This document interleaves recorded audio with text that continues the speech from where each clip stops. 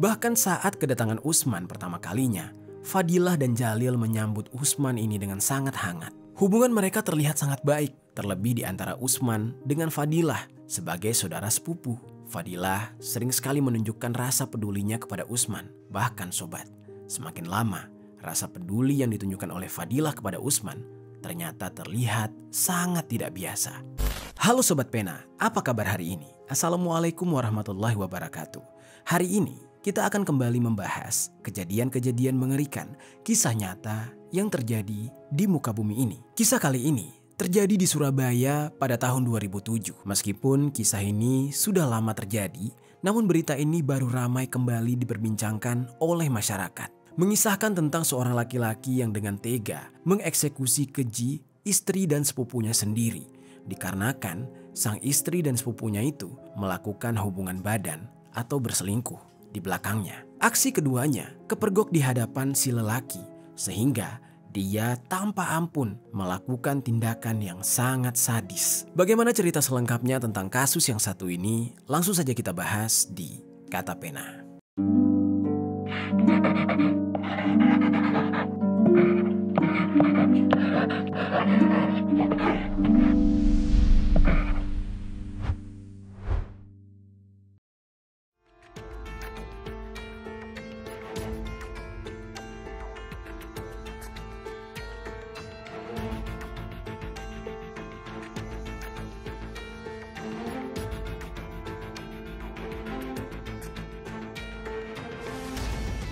Sebelum kita mulai ke ceritanya, jangan lupa untuk subscribe channel ini dan bagikan video ini ke teman-teman kalian. Cerita ini dibuat berdasarkan berita yang sudah beredar dan diterbitkan oleh beberapa media publik yang aku sajikan dan aku rangkum dalam bentuk alur cerita. Kita mulai ceritanya. Di sebuah daerah, tepatnya di Jalan Tanjung Sari nomor 77A. Hiduplah seorang laki-laki yang bernama Zubaidi Jalil atau biasa dipanggil dengan nama Jalil. Jalil ini bekerja di sebuah pasar loak yang penghasilannya tidak begitu besar. Namun, semuanya cukup untuk dia memenuhi kebutuhan sehari-hari bagi keluarganya. Namun meskipun demikian, Jalil ini adalah sosok laki-laki yang pekerja keras. Sehingga dia sering sekali mengerjakan apapun, banyak pekerjaan untuk mendapatkan penghasilan tambahan. Tidak hanya itu, Jalil juga dikenal sebagai seorang laki-laki yang taat beribadah dan senang bersosialisasi dengan banyak orang, sehingga tidak heran banyak orang di sekitar tempat dia tinggal itu suka kepada Jalil. Tidak banyak informasi yang dibahas mengenai background dari Jalil ini. Dan tidak ada juga informasi yang jelas mengenai usianya. Namun, Jalil ini yang jelas sudah menikah dengan seorang perempuan yang bernama Nur Fadilah. Dari hasil pernikahannya tersebut, juga tidak ada informasi apakah dia sudah memiliki anak atau belum. Namun, semenjak dia menikah dengan Nur Fadilah, mereka berdua memutuskan untuk tinggal bersama dengan orang tua dari Fadilah alias mertua dari Jalil. Entah di saat itu karena Jalil belum bisa menyanggupi untuk memiliki tempat tinggal atau justru memang Fadilah sang istri tidak bisa jauh dari kedua orang tuanya. Namun yang jelas mereka tinggal di sebuah rumah tingkat 2 milik ibu dari Fadilah yang bernama Hamiyah. Dan keluarga mereka di sana hidup rukun dan tentram. Begitu juga dengan para tetangga-tetangganya. Pada awalnya pernikahan mereka berjalan dengan baik. Namun kebahagiaan di dalam rumah tangga tersebut hanya berlangsung singkat atau hanya berlangsung beberapa tahun saja. Yang mana tibalah pada suatu waktu, tiba-tiba saja Hamiyah mengatakan jika adik sepupu Fadilah yang bernama Usman akan ikut tinggal di rumah mereka. Entah karena alasan apa, namun yang jelas Jalil dan Fadilah tidak merasa keberatan sama sekali. Karena mau bagaimanapun juga sepupu adalah keluarga. Bahkan saat kedatangan Usman pertama kalinya, Fadilah dan Jalil menyambut Usman ini dengan sangat hangat. Hubungan mereka terlihat sangat baik, terlebih di antara Usman dengan Fadilah sebagai saudara sepupu. Fadilah sering sekali menunjukkan rasa pedulinya kepada Usman. Bahkan sobat, Semakin lama, rasa peduli yang ditunjukkan oleh Fadilah kepada Usman ternyata terlihat sangat tidak biasa. Singkat cerita, ternyata Fadilah ini memendam rasa kepada Usman. Dan plot twistnya adalah Usman sendiri ternyata juga menyukai sepupunya, Fadilah. Dan singkat cerita, tanpa sepengetahuan dari Jalil dan Hamiyah, sang ibu mertua, ternyata Fadilah dan Usman sering sekali curi-curi waktu untuk bisa mencari momen agar mereka bisa berkomunikasi dengan intens. Hingga pada suatu hari, tibalah ada beberapa kali momen ketika mereka sedang berdua di dalam rumah. Di saat itu, anggota keluarga yang lain sedang ada di luar. Mulailah mereka tiba-tiba saling berkomunikasi, saling merayu dan menggoda satu sama lain. Sampai-sampai mereka pun terbawa perasaan. Sebenarnya, ibu dari Fadilah yaitu Hamiyah sudah sempat curiga. Bahkan kecurigaannya itu membuat dia kemudian berani memperingatkan Usman untuk hati-hati dan jangan terlalu dekat dengan anaknya, Fadilah. Di saat itu Hamiyah, ibu dari Fadilah ini, berkata kurang lebih seperti ini. Kamu ibu lihat-lihat semakin hari makin dekat ya sama Fadilah. Jangan macam-macam ya nak. Fadilah kan udah punya suami, dia sepupu kamu. Jangan sampai kamu jadi bumerang dalam rumah tangga mereka, ucap Hamiyah kepada keponakannya tersebut. Pada saat itu, Usman tidak menjawab apapun. Dia hanya mengangguk dan agar Hamiyah tidak lagi melanjutkan pembicaraan. Terlihat di saat itu Usman menghindar. Pesan dari Hamiyah itu ternyata tidak digubris sama sekali oleh Usman. Yang ada Usman jadi lebih berani.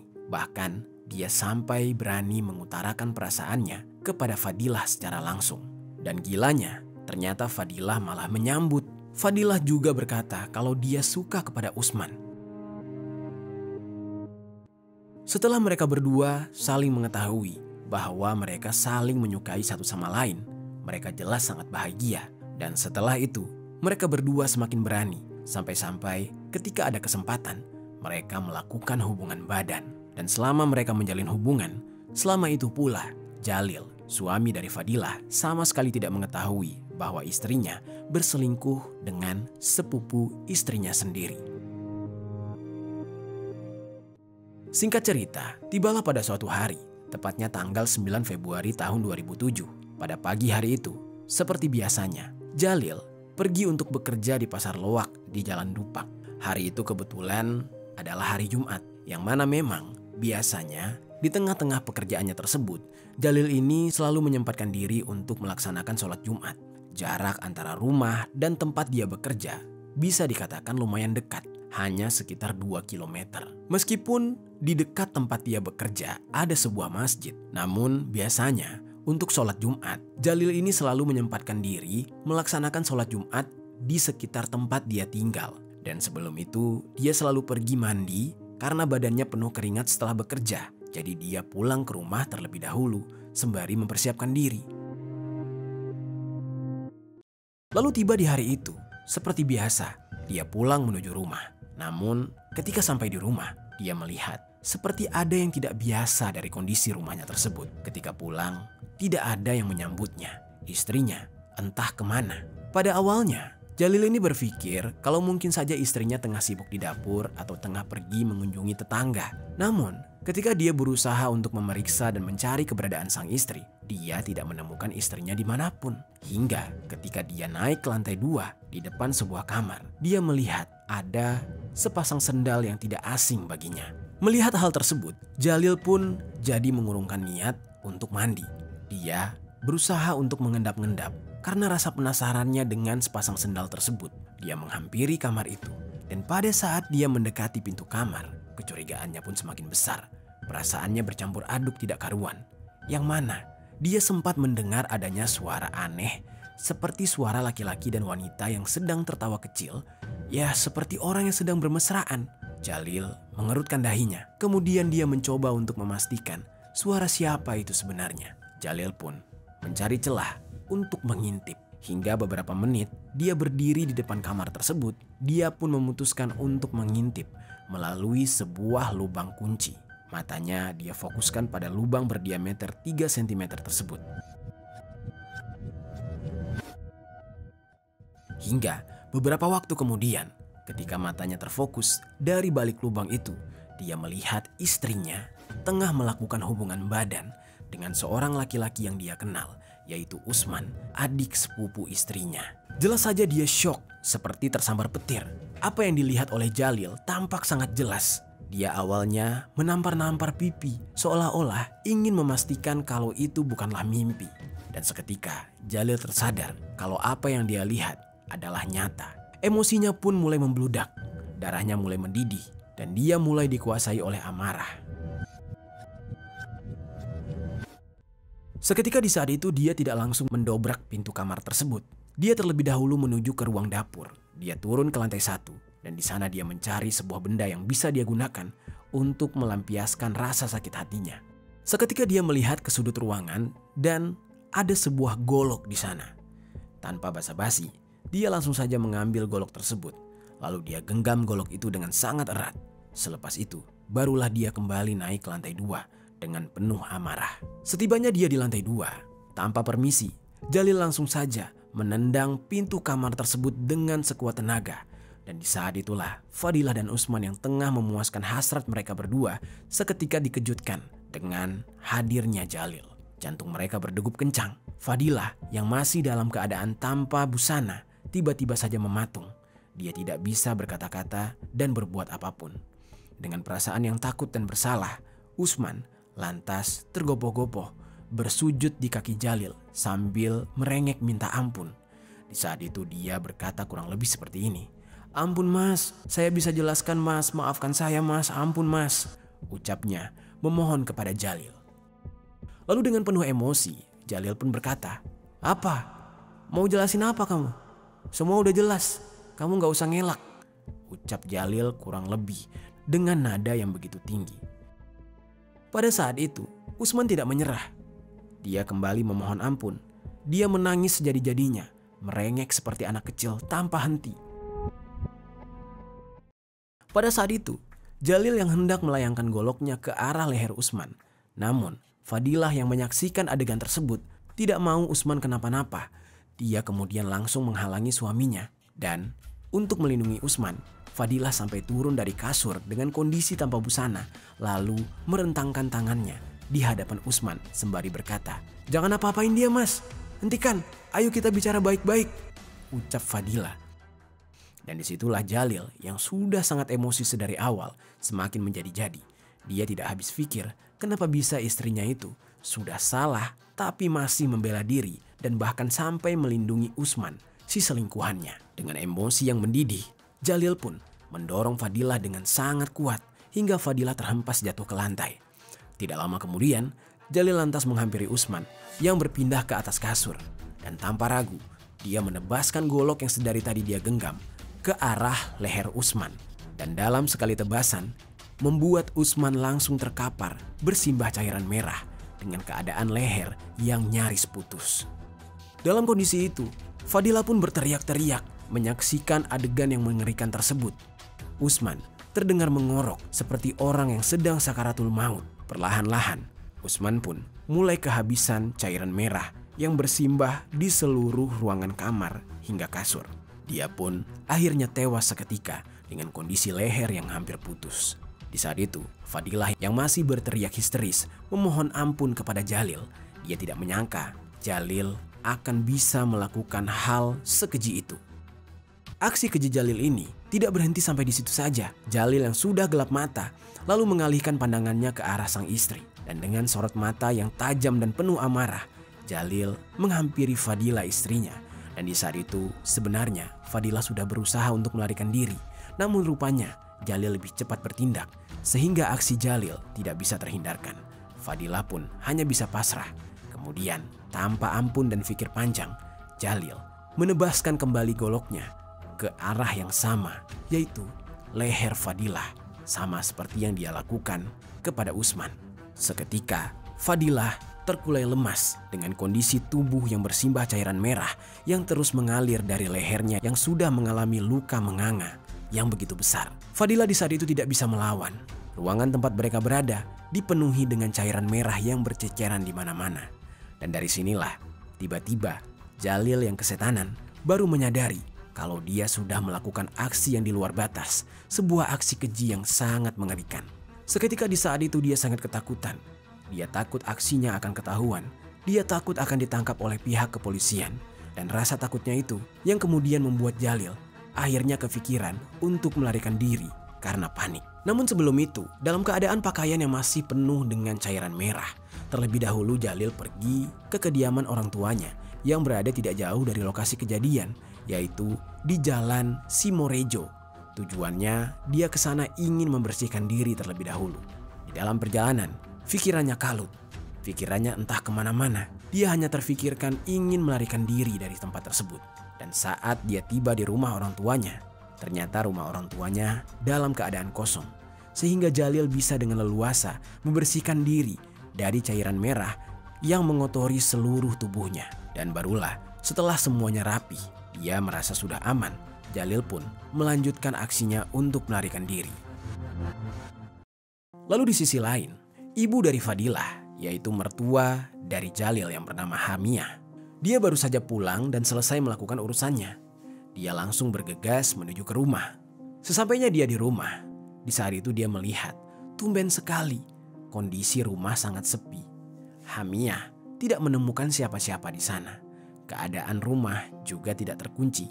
Dan di saat itu Hamiah sampai bingung.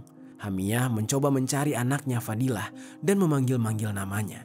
Namun ternyata tidak ada jawaban sama sekali dari anaknya tersebut. Hal itu ternyata membuat Hamiah semakin penasaran. Hingga akhirnya dia pun naik ke lantai 2 untuk memastikan anaknya ada di sana. Sama seperti di lantai 1, di lantai 2 pun keadaannya sangat sepi. Semua ruangan diperiksa oleh Hamiah. Hingga dia akhirnya melihat ada satu ruangan di lantai 2 yang terbuka dengan lebar. Tanpa ragu, Hamiah menghampiri kamar tersebut. Dan saat kakinya berada di depan pintu kamar, betapa terkejutnya dia melihat lantai kamar tersebut dipenuhi dengan bercak cairan merah yang menggenang. Dan dia juga melihat anaknya sudah dalam kondisi yang mengenaskan tanpa menggunakan busana sedikit pun. Dia juga melihat keponakannya, Usman, dalam keadaan yang sudah tergeletak tidak bernyawa. Sontak, Hamiah di saat itu berteriak histeris sejadi-jadinya sambil mencari pertolongan. Dia tidak menyangka dengan apa yang dia lihat. Sambil berteriak dan berlari keluar rumah, dia mencari pertolongan dari warga sekitar. Lalu seketika, teriakannya tersebut membuat kerumunan warga. Mereka berbondong-bondong menghampiri Hamiah. Lalu Hamiah menjelaskan apa yang dia lihat. Beberapa warga yang mendengar hal itu langsung menuju ke lantai 2 rumah Hamiah untuk memastikan apa yang diucapkan oleh Hamiah.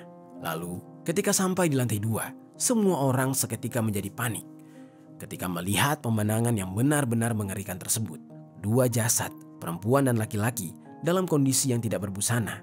Kondisi lehernya hampir putus dan digenangi oleh cairan merah, terlihat dengan jelas di kamar lantai 2 tersebut. Beberapa warga kemudian berinisiatif langsung melaporkan kejadian ini kepada pihak kepolisian. Sejumlah polisi dan petugas Inafis yang mendapatkan laporan segera menuju ke TKP. Lalu sesampainya di sana, pihak kepolisian dan tim Inafis langsung mengevakuasi jenazah Fadilah dan Usman ke Rumah Sakit Umum Dr. Sutomo untuk keperluan autopsi. Setelah beberapa waktu dilakukan autopsi dan polisi selesai menyelidiki TKP serta meminta keterangan dari beberapa saksi, kemudian diketahuilah dari sidik jari dan bukti-bukti lainnya bahwa pelaku dari eksekusi kejam tersebut merupakan seorang laki-laki yang bernama Jalil yang tak lain adalah suami dari korban, Fadilah sendiri. Setelah mendapatkan nama pelaku, tanpa menunggu lama, polisi pun langsung melakukan pengejaran. Polisi dan beberapa anggota keamanan lainnya bekerja sama mencari keberadaan Jalil hingga kurang lebih dari 12 jam. Atas kerjasama yang baik, akhirnya pihak kepolisian berhasil mendeteksi lokasi persembunyian dari Jalil, yang mana ternyata Jalil berada di kediaman kerabatnya di daerah Banjar Sugihan. Polisi di saat itu langsung saja menuju tempat persembunyian Jalil. Di saat itu, ibu Fadilah menangis sejadi-jadinya.